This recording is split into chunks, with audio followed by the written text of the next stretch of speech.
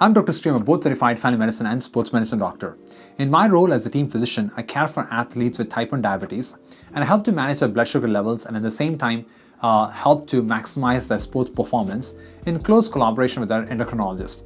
In this video, we're going to discuss nutritional strategies for athletes with type 1 diabetes to help stabilize their blood sugar levels post-strenuous aerobic exercise like long distance running or could be playing a game of soccer or basketball, and at the same time making sure that they're fueled for the next session. So without further ado, let's get started.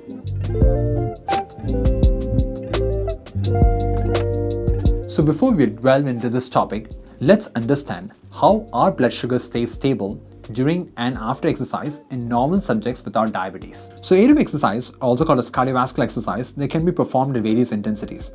Light aerobic activities might include leisurely walking or cycling for durations ranging from 30 minutes to even a couple of hours, similar to what one might experience while hiking.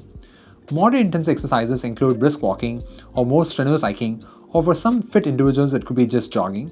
Then there's moderate to vigorous intense exercise like prolonged running, which may vary in intensity from purely moderate to fully vigorous depending on the fitness level of the individual. So when we exercise, the energy that is needed for the exercise that comes from both glucose and fat. The higher the intensity of the exercise, the body starts to rely more on glucose for energy. So the energy from glucose comes from glucose stores in the muscle, which is called as muscle glycogen, and the glucose stores in the liver, which is called as liver glycogen, as well as glucose circulating in the blood. In order to freely use the energy from glucose, the insulin levels has to decrease, while the hormones glucagon and cortisol, they increase, and thereby they tell the liver to produce glucose into the bloodstream, thereby making sure that the blood sugar levels remain stable. However, in type 1 diabetes, there is absence of natural insulin production by the pancreatic beta cells, which means that the individuals are going to rely on externally sourced insulin. So for instance, if I inject 4 units of insulin, that 4 units of insulin is going to take somewhere between 4 to 5 hours before it completes its action. So let us say, for example, if I want to exercise in 2 hours after taking the insulin, in a non-diabetic individual, the insulin levels will decrease and adapt rapidly, whereas in a person who has taken insulin, that insulin is going to circulate for another couple of hours or so, thereby increasing the risk for low blood sugar during exercise, which I've addressed that in a separate video, and I'll attach the video at the end of this video. In this video, we're going to focus on post-exercise low blood sugar and the ways that we can help to prevent that from happening. So what happens after completing an strenuous aerobic exercise session that increases risk for hypoglycemia? So upon completing an aerobic exercise workout, the most important physiological change that happens is the improvement in insulin sensitivity. So basically it means that the body becomes efficient at absorbing glucose from the bloodstream. So a simple way to think about it is that, let us say, for example, the body requires 2 units of insulin to absorb the 30 grams of carbohydrates in the bloodstream. After exercise session, one may need only 1 unit of insulin to absorb the 30 grams of carbohydrates, although it depends on individual's response as well. So during prolonged aerobic activities such as playing a full game of basketball or soccer or running for 1 to 2 hours, the glycogen, which is a stored form of glucose in the muscle and liver, is significantly depleted. It is estimated that around 55% of glycogen stores can be depleted after just an hour of running. The primary goal after such activities is to replenish these glycogen stores. This process is crucial for optimizing sports performance. Although opinions may vary whether one has to consume carbohydrates after exercise, studies clearly show that when your glycogen stores are replenished, one is going to have a better performance when it comes to endurance activities like playing basketball, playing soccer, or long distance running and so forth. So the recommended approach for glycogen replenishment after engaging in activities such as a long distance run or a full game of soccer or basketball is to consume approximately 0.8 to 1 gram of carbohydrate per kilogram of body weight per hour, and this intake should continue for 3 to 4 hours. If the exercise duration is about only an hour, then it's advisable to consider half this amount. For instance, a 70 kg individual after completing maybe like a half marathon may need somewhere around like 200 to 300 grams of carbohydrates to effectively replenish the glycogen stores. Let's say if someone participates in more higher endurance activity like full marathon, they may need somewhere around like 400 to 500 grams of carbohydrates to effectively replenish the glycogen stores. Even though one could try to space out, one can try to consume the carbohydrates all throughout the day to replenish glycogen, it may be advisable to consume most of the carbohydrates within finishing the exercise right away. However, if the activity involves just an hour-long run or an hour of intense basketball, then the person may need only half the amount I mentioned above. So even though we talked about the glycogen replenishment for sports performance, for those with type 1 diabetes, replenishing glycogen is so important to make sure that we prevent the post-exercise hypoglycemia, so basically the post-exercise low blood sugar, and sometimes even low blood sugar that can happen during sleep. Effectively replenishing the glycogen stores can prevent these complications. So what should you do for glycogen replenishment? So clearly the objective is to consume carbohydrates after your workout. Your first meal could be a quick post-workout drink. So suitable options for post-workout drinks include a banana chocolate milkshake, rice milk with berries and protein powder, or simply dextrose powder and water. Additional research indicates that consuming combination of glucose and fructose is an effective method for replenishing glycogen stores compared to consuming only glucose or only fructose. So my favorite is banana protein smoothie, where one can add 2 bananas, 1 cup of milk, 3 tablespoons of chocolate powder, blend it and enjoy. So one can adjust the recipe based on the amount of carbohydrates that they require. For example, I rarely do an hour-long run. So let's say if I'm doing a 30-minute run, then I'm just going to half the amount of carbohydrates. So basically I'm going to just use 1 banana, maybe 1 tablespoon of chocolate powder, and then 1 cup of milk. So before your post-workout shake, it's important to adjust your insulin dosage based on the meal. One may need to reduce it from 25 to 75% depending on the exercise duration and intensity.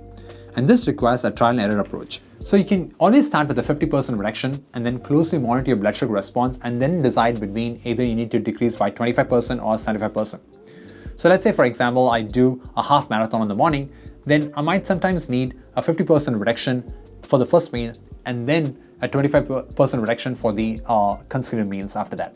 So this will necessitate working with your endocrinologist or diabetes care provider to develop an effective plan. So typically you could have a post-workout shake, and after getting ready, you can consume a meal with high glycemic index carbohydrates, basically the carbs that rapidly increase blood sugar such as rice, pasta, quick oats or cereal, followed by another meal or two after an hour or few hours. Aim for 30 to 75 grams of carbohydrates depending on the duration and the intensity of the exercise during each meal. Ensure you also include protein in your meal, targeting 15 to 30 grams of protein during each glycogen replenishment meal as well.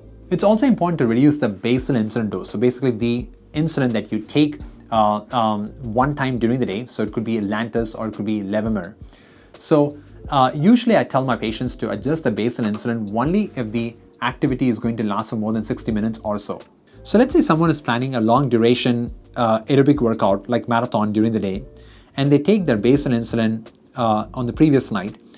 One might consider 25% reduction in the previous night and again another 25% reduction during the day of the marathon to avoid post-exercise hypoglycemia. For those on insulin pump therapy, one can lower the basal rate 1 to 2 hours before exercise for approximately 25 to 50% or sometimes more, but this should be discussed with your diabetes care provider to find the right adjustments.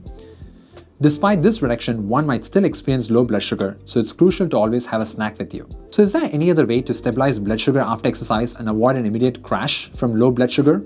And the answer is yes. So the primary goal is to avoid hypoglycemia or low blood sugar after exercise. Because if one develops low blood sugar, there is always a chance that one might overcorrect that low blood sugar, leading to high blood sugar, and then they would inject insulin to correct the high blood sugar and again increase risk for low blood sugar, and the cycle continues. That's why it's important to make sure that we do something that can help to stabilize blood sugar after exercise. So research indicates that incorporating a 10-second sprint after exercise or even including a 5 to 10-second sprint during the aerobic exercise workout can be beneficial. For example, let's say I'm jogging for 30 minutes and then before I complete my jogging, I can probably consider doing a 10-second sprint or even like a 30-second fast run to make sure that we increase the stress hormones a little bit, and thereby these stress hormones are either going to have the liver to pour a little bit more extra glucose into the bloodstream, or they can decrease the glucose reuptake into the muscle and thereby stabilizing the blood sugar. Or one can consider doing a 5 to 10-second sprint during the period of run. So for example, let's say I'm going for a 30-minute run at a slow pace. I can probably add like a 10-second sprint during the run, maybe every 5 to 10 minutes or so, thereby keeping that stress hormones going, which can help to stabilize blood sugar, thereby preventing the risk for post-exercise induced hypoglycemia or low blood sugar after exercise. So sleep is also crucial for improving sports performance. So it's important to ensure that you're getting adequate 6 to 8 hours of sleep after exercise. So another factor that impacts sports performance is alcohol consumption. So many athletes may celebrate a win or lament a loss at a bar where alcohol is often consumed. It is essential to remember that alcohol can decrease the rate of glycogen synthesis, thereby adversely affecting sports performance. In addition, it can disrupt sleep as well, that again affects the sports performance. Therefore, it's highly recommended to avoid alcohol after exercise. Ensuring adequate rest after exercising is also vital. Adequate rest means allowing enough recovery before engaging in multiple bouts of exercise. Many athletes may face back-to-back games where they may not have enough time for rest and recovery. In these cases, glycogen replenishment plays a key role. It's important to ensure that one replenishes the glycogen through adequate amount of carbohydrate consumption, so this way they fuel for the next session. In type 1 diabetes, it's also important to make sure that one keeps the blood sugar under control to ensure adequate recovery. With the advent of modern technology, most of the type 1 diabetic patients have access to continuous glucose monitor to see real-time blood sugar readings. I typically advise my athletes or individuals who exercise frequently to adjust their continuous glucose monitor settings to alert them at a glucose level of 80 mg per deciliter for hypoglycemia. By doing so, one can detect hypoglycemia early and take immediate action rather than waiting until blood sugar levels drop to around 60 mg per deciliter and then addressing it, which often leads to overcorrection at that point. I hope this video was helpful. If you have any questions or comments, please post in the comment box below. If you want to know more about how to avoid low blood sugar during exercise, then check out this video here. If you want to know more about dietary carbohydrates, then check out this video here. And I'll see you in my next video. Until then, goodbye.